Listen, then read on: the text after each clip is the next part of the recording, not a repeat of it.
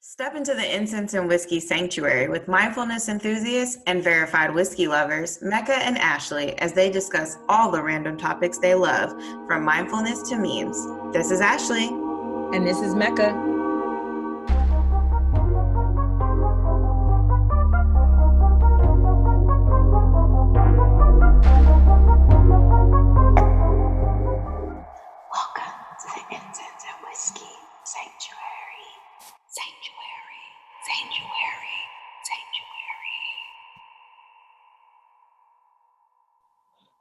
Hey Mecca, today I wanted to make a bourbon margarita. How you feel about that?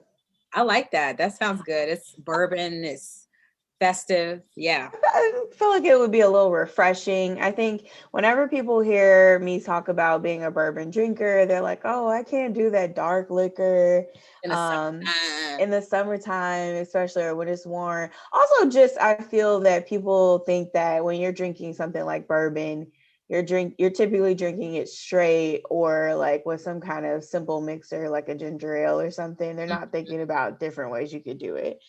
So we're gonna do something different today. We're gonna do a bourbon margarita. Shout out to the Black Bourbon Society for this recipe. Your ingredients are 1 ounce of fresh lime juice, 1 ounce of agave syrup, 2 ounces of bourbon, the bourbon of your choice, fresh sprig of mint, a lime wheel, and pink Himalayan sea salt. So those are your ingredients. I wonder why the pink Himalayan sea salt. I'm sure it's for the rim, right? Mm-hmm. But you want to try something different, use another salt or sugar. Yeah. But you're gonna rim the margarita glass with the salt and set it aside. Into a cocktail shaker, you're gonna add your fresh lime juice, agave syrup, bourbon, top it off with ice. Secure the lid on the cocktail shaker, shake it vigorously for 30 seconds. Strain that into the prepared margarita glass filled with fresh crushed ice and garnish with your lime wheel and your fresh sprig of mint. That's your bourbon margarita. I like that. I mean, I feel like you always give us some ways to kind of spice up our brown liquor, quote unquote, brown liquor, but I like that.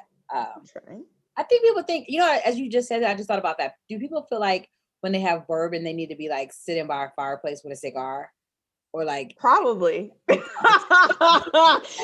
probably what people think. I was envisioning that when you said that, but I like this recipe along with the ones that you've given us. So I believe that. I believe a lot of people think that they have to have their like you have to be like an old man if you're going to be drinking bourbon or something. I know my uncles used to tell me that when I was in college. Mm-hmm. They'd be like, oh, you drink like an old man. And I was like, well, y'all drink like some college girls. Because they were right. Because they were drinking like tequila sunrises and screwdrivers and stuff. And I was like, what? Which is nothing is wrong with that if that's what you drink. Nothing is wrong with that whatsoever. Listen, you like it, I love it. We all here trying to have a good time, but you don't have to have your bourbon any one way.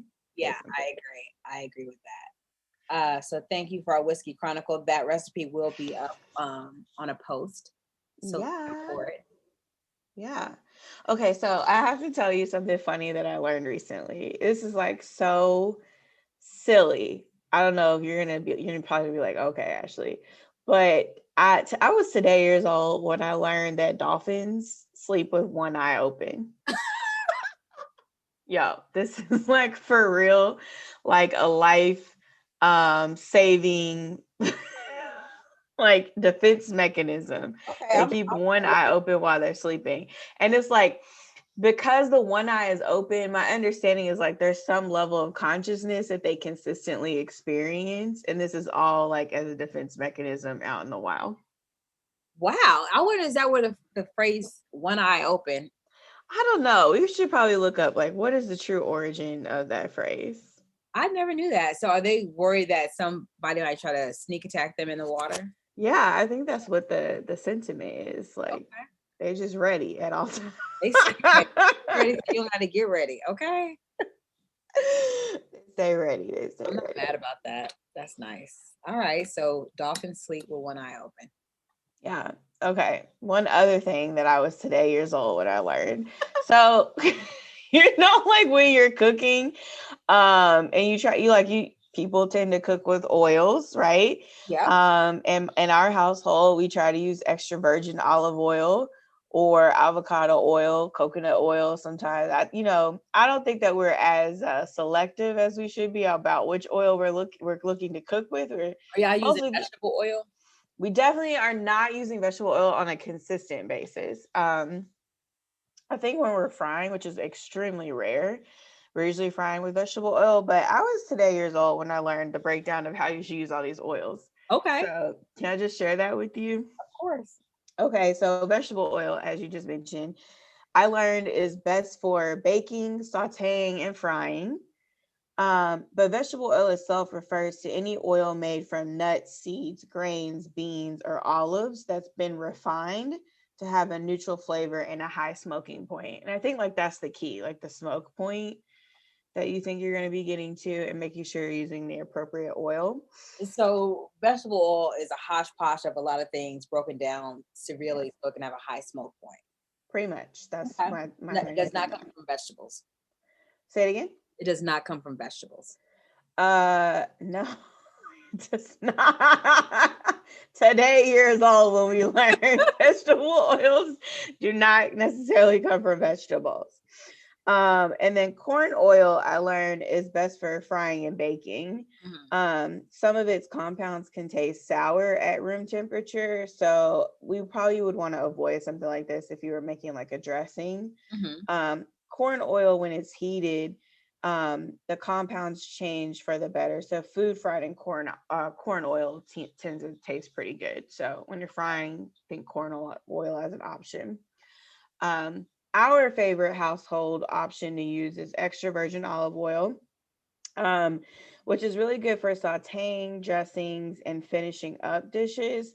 So uncooked applications of cold pressed oil is grassy, peppery, and buttery in flavor, right? And that's when they really shine. When it's heated, those flavors are lost. So that's really like truly the benefit of using extra virgin olive oil.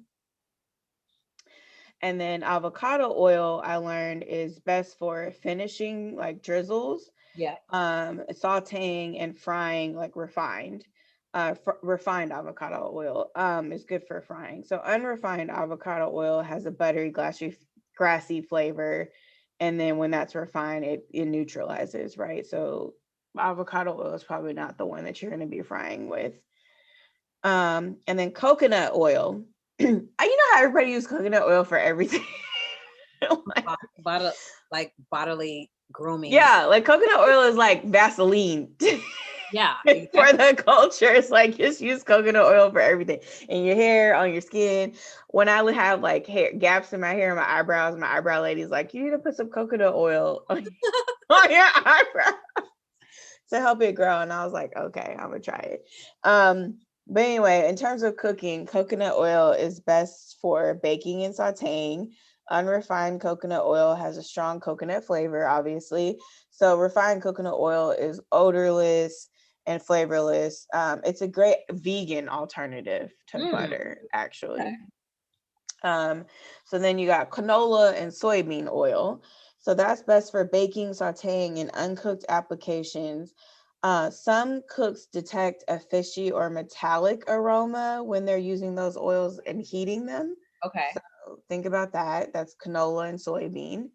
And then peanut oil, which I think a lot of people use peanut oil for frying too. So baking, sauteing, and frying are very common uses for peanut oil.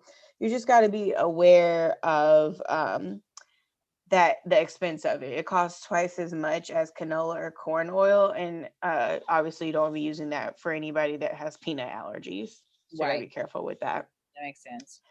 I got 3 more. So toasted sesame oil is best for dressing, sauces, sauteing, and finishing dishes where it adds that deep nutty flavor. You don't want to substitute plain sesame oil, which is flavorless, for toasted sesame oil. So that's the key. Good point. And then rice bran. I never heard of this one. Have you heard of rice bran oil? Have you used rice bran? I don't think so.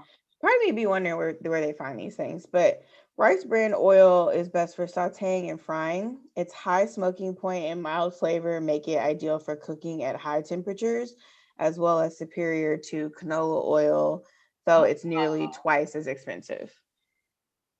Okay. And then the last one is walnut oil, and that's best for sauces, vinaigrettes, and finishing dishes. Use it to add character to your grains, pasta, or vegetables, and avoid this one if you have tree nut allergies as well. What was the last one? What was it called? Walnut oil. Oh, okay. I actually have seen walnut oil. Yeah, I've used walnut oil whenever I used to make smoothies and I needed that fat in it so it could be a good meal. I would use walnut oil for it. Yeah. So I was today years old when I learned the breakdown of all these oils. So you regularly use which oil? Avocado, coconut, olive oil, extra virgin olive oil, and then very occasionally we'll use vegetable oil for frying. Okay. Yeah, that's all that's in my repertoire. A lot of like avocado oils and canola oils are now in spray cans. That's true. Easy, no stick cooking. Yeah. So, all right. So I appreciate that one. Know what oils to use. Yeah, that's the breakdown. Play it back if you want to take some notes. Okay, I was today years old when I learned that there was an African American influence within the ambulance EMT process that we now know today, that we experience today. Whenever you call 911 and you need an ambulance to come to your house. Okay, so you mean to tell me a little bit more about that? So like Black people started the concept of having an ambulance come to your house? So what I learned was that like in the 1960s, you know, the ambulance, it already existed, but it was private and it wasn't serving all, right? So there was a time where, you know, if somebody was hurt, they would call the police would pick them up in a wagon or some hearse would take them to the hospital. And there was nothing that was going on in between them being picked up to them getting to the hospital. So then they figured out, okay, we need to have somebody like, you know, trained to be able to like care for these people on their way to the hospital. So there was this doctor already in Pittsburgh that was, you know, kind of working, you know, silently on this little project.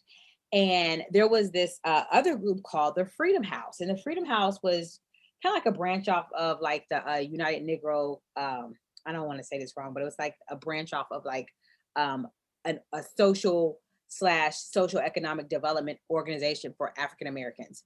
So basically this doctor was like, hey, I got this, this hospital is like Presbyterian hospital that was in this Black Hill district in Pittsburgh, which is a predominantly Black neighborhood. Went to this specific doctor at University of Pittsburgh and was like, hey, we know that you guys have been working on ambulance systems and we want to basically see how we can create our own system so we can have that same process for us, because we need to be able to take care of ourselves. Like, hey, I got this idea I'm brewing. If you don't mind, let's collaborate, blah, blah, blah. So one of the co-founders of the Freedom House was another doctor.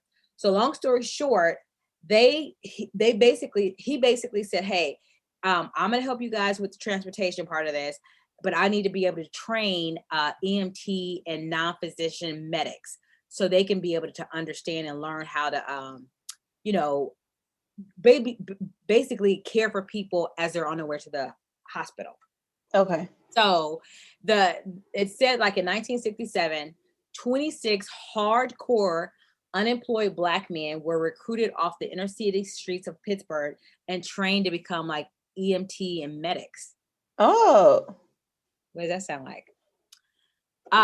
So they were trained and they started, you know, putting their processes in order. They got, you know, ambulance, they figured out the call part of it, what needs to be equipped on each of the vehicles in regards to like, you know, life-saving equipment, medicine, injections, all the nine.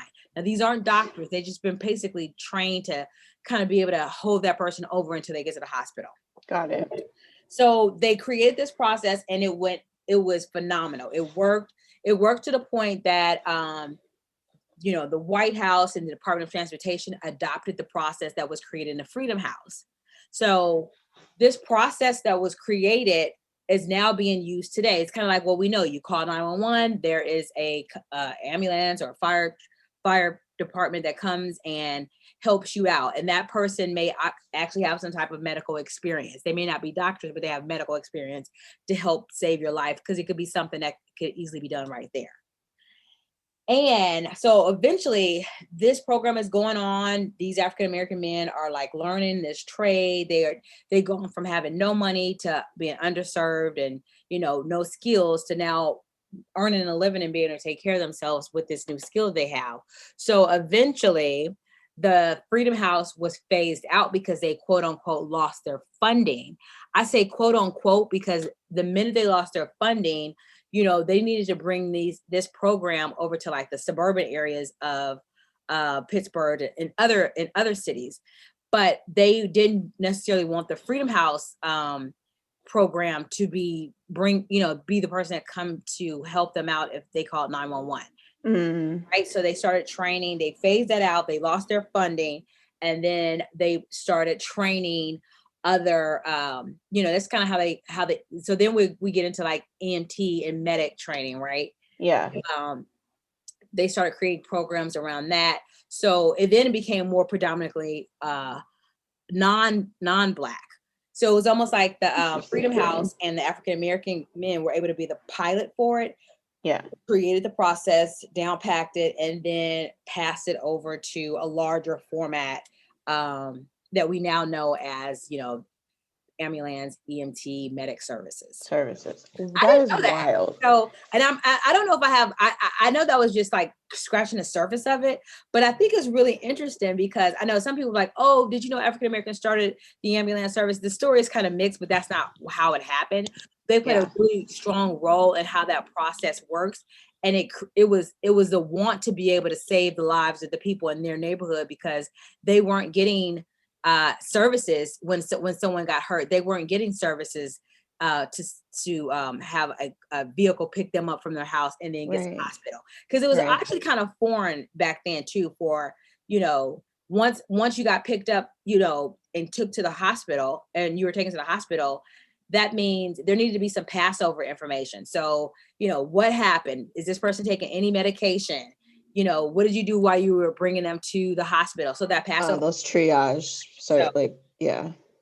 But it wasn't called that then, right? So you have these people that served in the military, that kind of was able to bring some of their military training over to this aspect of this service. So I thought that was pretty cool. Well, Black history too. There you go. Hey, thanks for sharing that. I learned. So yeah, there you go. Read up a little bit about it. I mean, it's called the Freedom House program. I'm definitely gonna do that. Yeah. Hey, Ashley, have you ever heard of shadow work? I believe I've heard of the phrase, but I honestly don't know what it means. Please tell me, what does shadow work mean or refer to? Well, we love to do it, make it make sense. So I just wanted to like kind of briefly go over what that means and how all of us can kind of really benefit from it. Mm-hmm. So first I'll start off with this. So basically our shadow is almost like a storehouse, if you say, of anything that we have disowned or we're ashamed of, or we try not to bring it to the surface. It's not something that we forward facing show everybody else. That could be empathy, shame, grief, over empathy. Let me say that. Over empathy, shame, vulnerability, any unresolved wounded issues, childhood issues, relationship issues. These are pieces of our shadow, right? So it's not something dangerous. We've always associated like light as good and dark as bad. Right. Shadow work, dark work is not anything bad.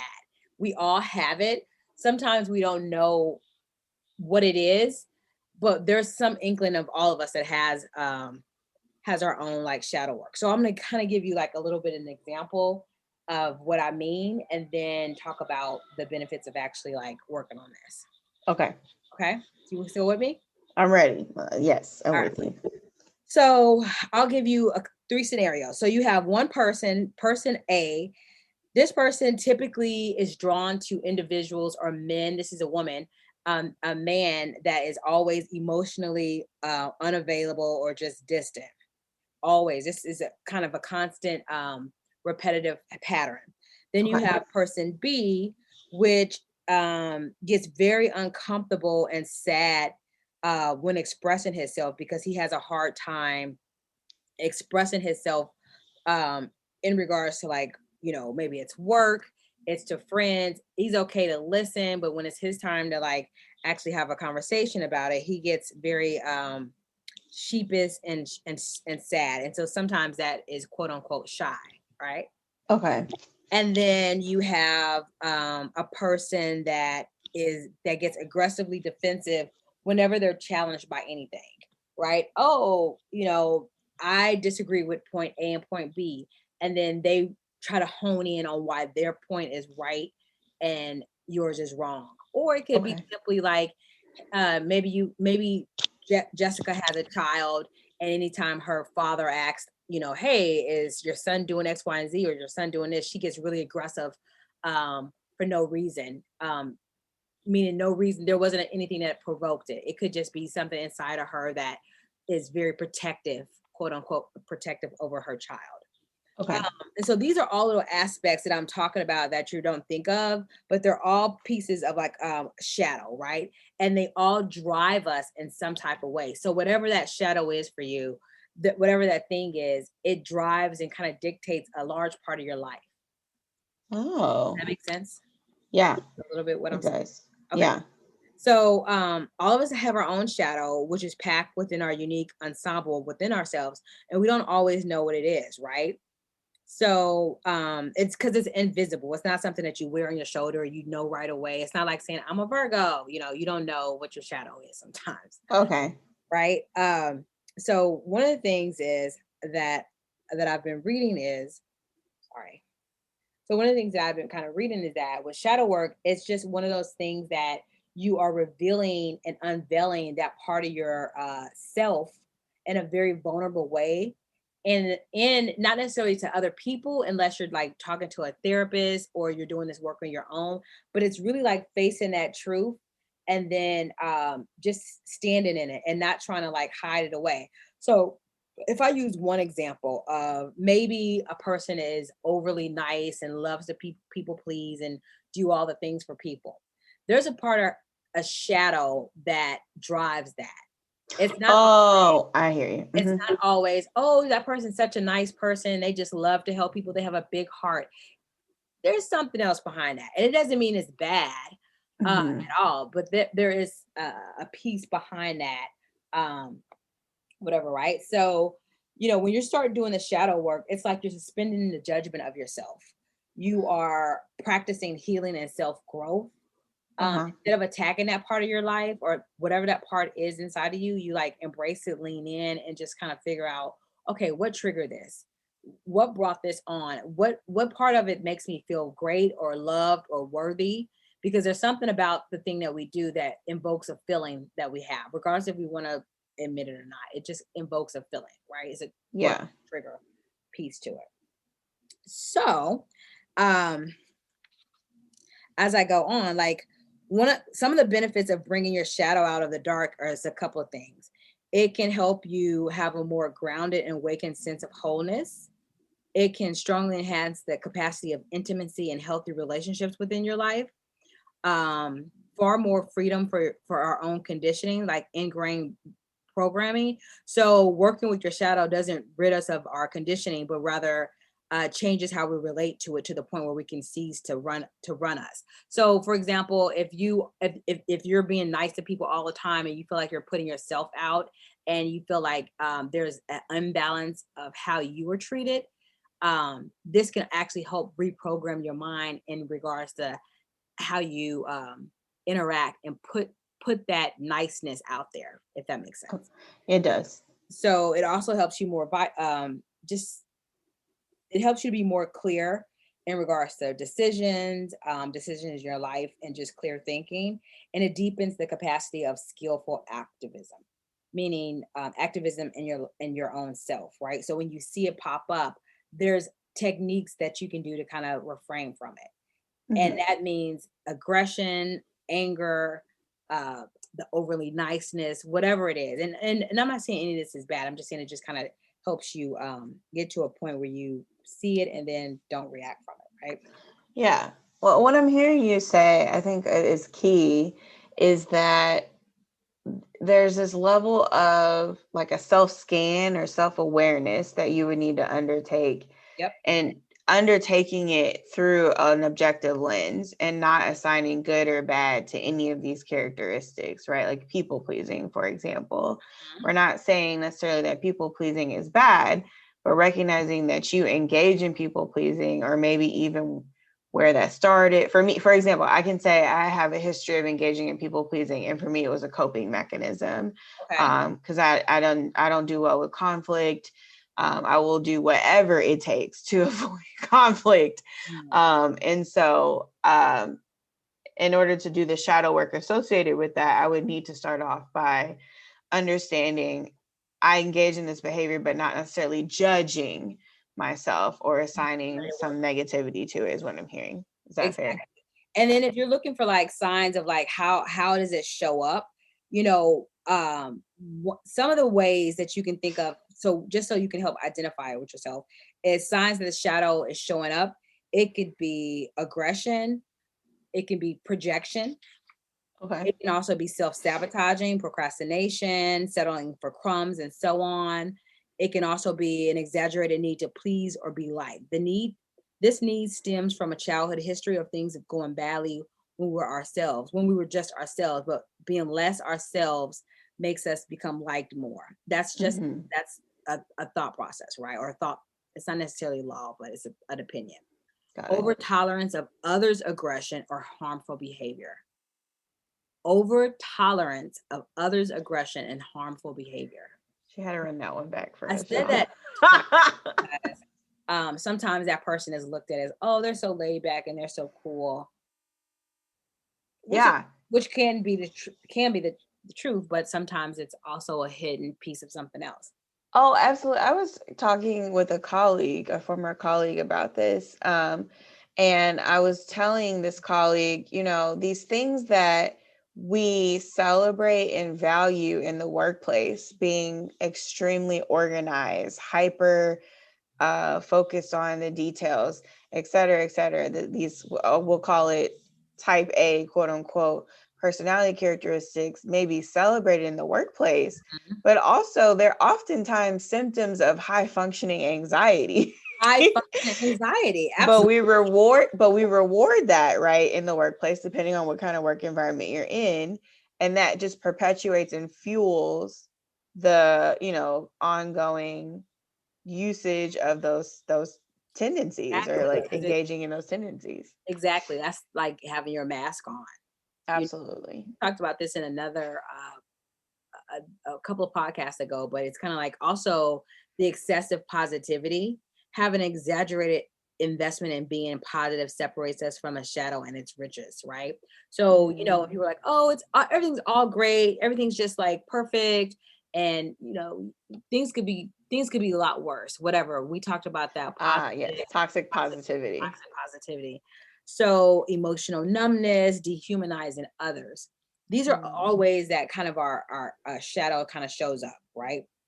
Refusal to say sorry for things that you know that you're in the wrong for. But so as you're doing this, I just kind of gave you some signals on how to look for it, right? So you're learning to recognize your shadow. That's the first thing. 2, you're meeting with what's in it, meaning like you see what it is. And 3, connecting the dots between your shadow's contents and your early history. These are ways of working with your shadow.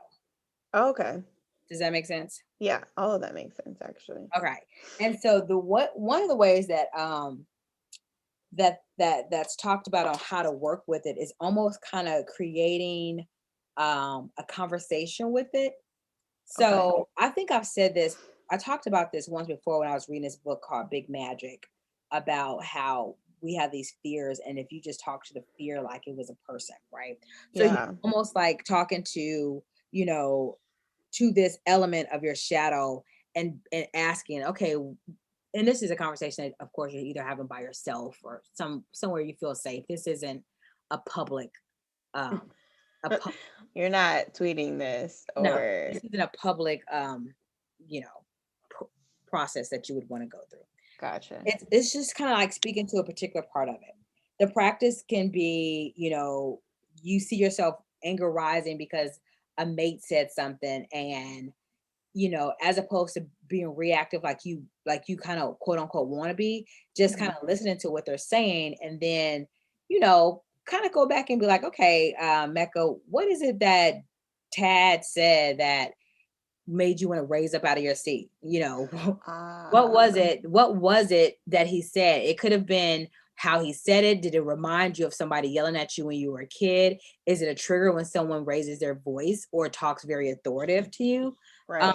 This is just kind of scratching the surface of it, but just being able to kind of think of it in that sense. So, you know, other ways of dealing with it is just not working on autopilot and robotic, right? So if you're present doing the exercise that I just said, meaning like you see this happening, like, okay, yeah, I'll do this for you. I'll go pick up the groceries. I'll go make that list for you. Pick up the groceries.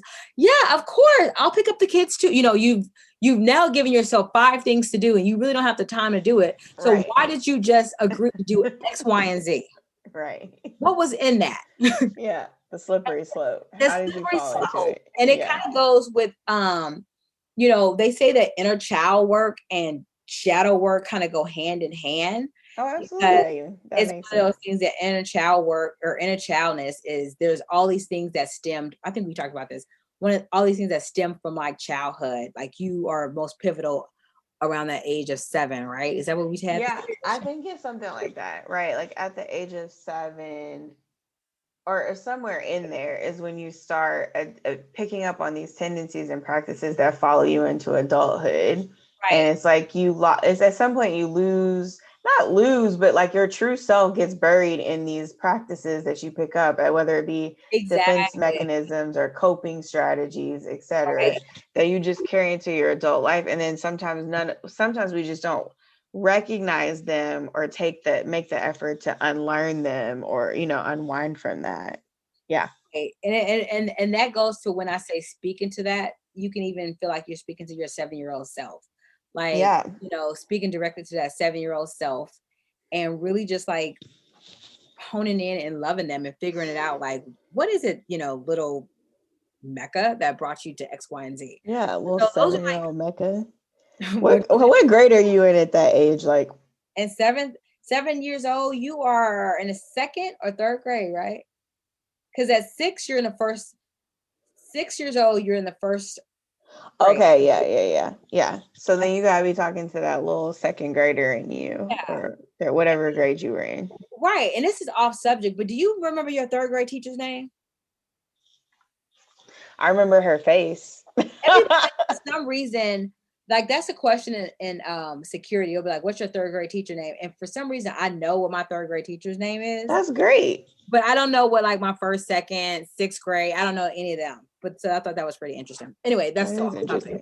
But what I'm getting at is, and this is just like scratching the surface of this, right? So once we do this like shadow work, so when people are like, "Oh, I've been doing the work," that wait, can you say that again? Oh, I'm sorry, I shouldn't have said it like that. When people say I've been doing the work, then shadow work, we hope that's one of it, because it's almost like putting the mirror in our face and just realizing, hey, why did I say that like that? Oh, why yeah. was I sarcastic? You know, what was behind that? And just owning it, right? Just owning it. And I say that mostly to, you know, as I'm talking to myself, like owning, like, you know, if there's something that you don't like about a thing, as opposed to being sarcastic or rude about it, just either don't deal with it or just address what part of it is not working for you, right? There you go. And so, but that goes with everything. That was one example. But, you know, you kind of look at yourself and think about what kind of habits you formed over time that don't serve you. And you know why they don't serve you. You know, we can say, oh, I don't know why this happened. Why did I keep meeting this type of person? Blah, blah, blah, blah. You know, in your hearts of hearts, you know what it is. Just stop and be real honest with yourself. This is not a conversation you got to have with anybody else. Yeah. This is a conversation that you can have with yourself, you know, pick up a book about it. But I think that if a lot of us really worked in that realm of really get into the root of some of the things that we do, it would probably make for a more peaceful engagement amongst people. Oh, for sure. And fuller lives. Absolutely. Life experience, more empathy and relating to others. Absolutely. I think there's a lot of benefits here. Yeah.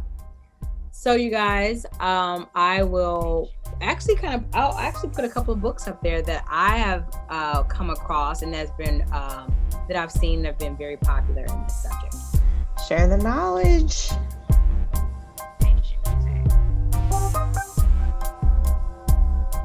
Catch us next time on Incense and Whiskey. In the meantime, take a breath, have a sip.